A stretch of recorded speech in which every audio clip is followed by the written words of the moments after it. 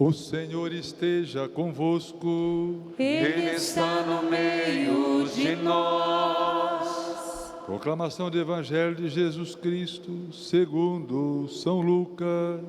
Glória a vós, Senhor.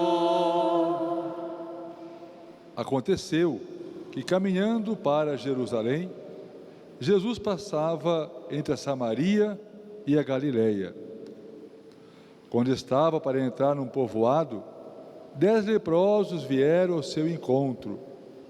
Pararam à distância e gritaram: Jesus, mestre, tem compaixão de nós. Ao vê-los, Jesus disse: Ide, apresentai-vos aos sacerdotes. Enquanto caminhavam, aconteceu que ficaram curados. Um deles, ao perceber que estava curado, voltou glorificando a Deus em alta voz. Atirou-se aos pés de Jesus, com o rosto por terra, e lhe agradeceu. E este era um samaritano. Então Jesus lhe perguntou: Não foram 10 os que foram curados? E os outros 9 onde estão? Não houve quem voltasse para dar glória a Deus, a não ser esse estrangeiro? E disse-lhe: Levanta-te e vai, a tua fé te salvou. Palavra da salvação. Glória a vós, Senhor. Hoje a liturgia nos faz lembrar um texto de Lucas, o médico, que fala de 10 leprosos numa região um tanto inóspita, um tanto imprópria, vamos assim dizer. Entre a Galileia e a Samaria, um pequeno corredor. Da Galileia, pobres; da Samaria, e tido como pagãos ou impiedosos. Impressionante que existe muito preconceito das regiões no tempo de Jesus. Formado da Judeia, tido como os bons; a Galileia, tido como os pobres; a Samaria, tida como aqueles que não adoram a Deus, os samaritanos. Mas chama atenção que haviam 10 leprosos, 10, e no meio deles um samaritano. Isso nos faz pensar que pela necessidade não há preconceito. Se não fossem leprosos, era inimaginável um judeu estar com um samaritano. Repito, se não fossem leprosos, era inadmissível. E vou lembrar um texto, quando nosso Senhor fala com uma samaritana. Você lembra o pito que ele recebe? Como tu, sendo judeu, fala comigo que sou mulher e samaritana? Era inadmissível. Mas impressionante que quando a gente adoece, quando nós comungamos a fragilidade humana, nós deixamos essas futilidades, deixamos os preconceitos. E lá 10 leprosos viviam juntos, judeu e samaritano. Essa é uma primeira reflexão que eu fica me questionando, porque às vezes nós causamos divisões, separamos, gerando preconceito, distinção, marginalidade. Mas no fundo nós somos todos iguais. E às vezes a gente precisa ir na dor para se dar conta disso. O segundo ponto que vale a pena refletir é que nosso Senhor apenas diz a eles: vão a Jerusalém. Não faz nenhum rito, algo que eles pudessem ter certeza de que seriam curados. Da parte deles, uma fé muito grande. Eles caminham. Às vezes nos falta isso, meus irmãos. Eu dizia há pouco no rádio, repito aqui, o que para mim não é um chavão, não é algo chavão para colocar no para-choque de caminhão, mas não espere ter milagres na tua vida para ter fé. Tenha fé e você verá grandes milagres. É o oposto, é o do contra, é reverso. Às vezes nós estamos muito acostumados, precisamos ter milagres, como se isso fosse a razão última para confirmar a minha fé. Às vezes Deus permite para confirmar, mas nem sempre. É preciso ter fé, e quem tem fé, vê grandes milagres acontecendo na vida. Foi isso que aconteceu com os 10. Um terceiro ponto,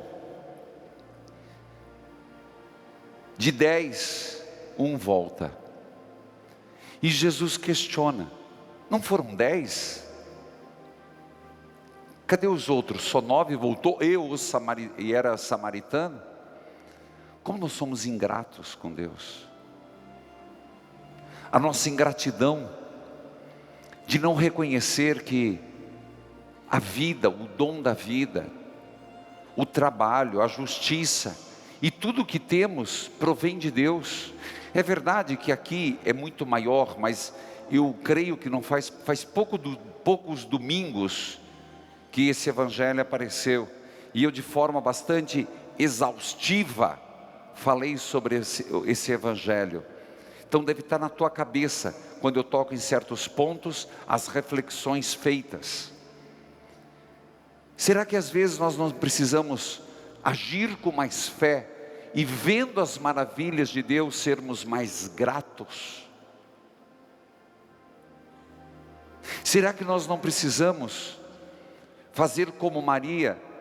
Minha alma engrandece ao Senhor, porque o Senhor fez em mim grandes coisas.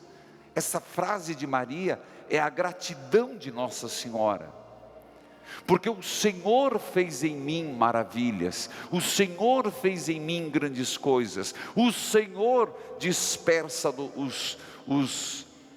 trono os poderosos, o Senhor dá de comer aos famintos. Esse é um ato de gratidão, de reconhecimento da ação de Deus. São pontos que não estão soltos, mas são importantes na nossa espiritualidade. Hoje no rádio, nós rezávamos o último dia. Amanhã nós vamos começar o tríduo de libertação, 3 dias no rádio. Amanhã nós temos aqui a proclamação da vitória sobre os vícios.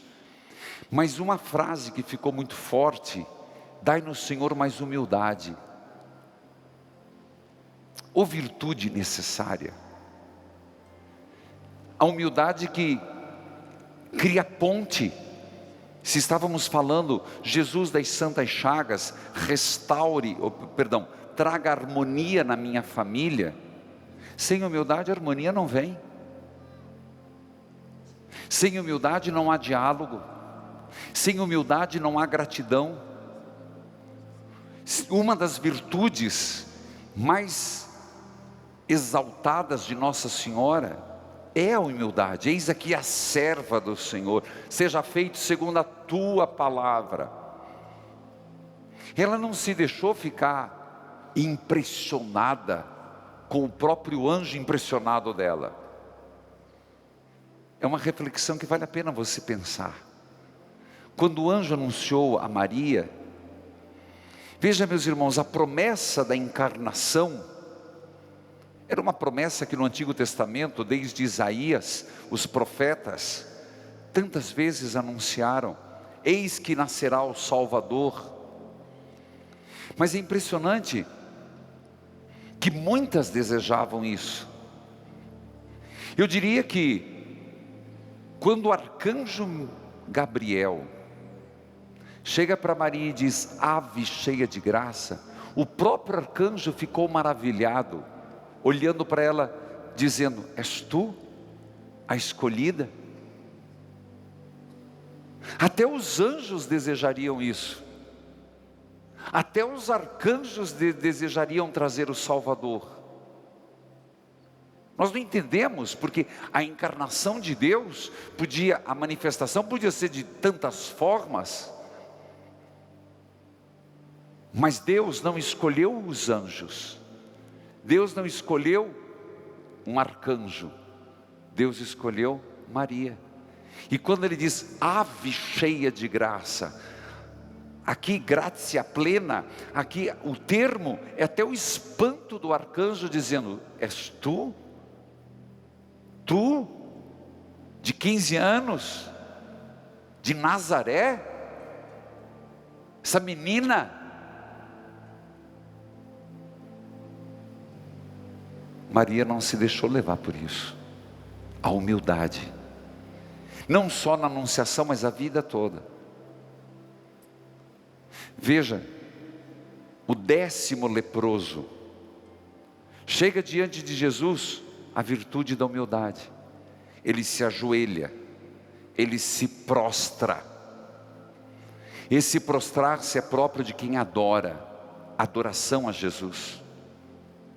E reconhece que não é o templo que cura, mas é Jesus que cura. Talvez hoje nós precisássemos aprender desse 10º leproso. E termino a minha reflexão exatamente dizendo: 10 foram procurar a cura, um teve a cura e a salvação.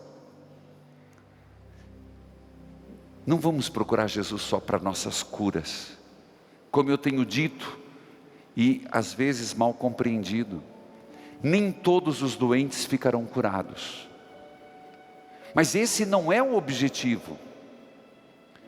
Por isso a nossa oração, não esquece não, Senhor, quando você pedir alguma coisa, não esqueça, Senhor, seja feita a tua vontade, se queres, tu podes me curar. Também é uma oração de humildade. Seja feita a tua vontade, Senhor, mas se queres, tu podes me curar, porque mais do que a cura, quero eu a salvação. Se possível, a cura e a salvação. É o mistério de Nossa Senhora, um exemplo para todos nós.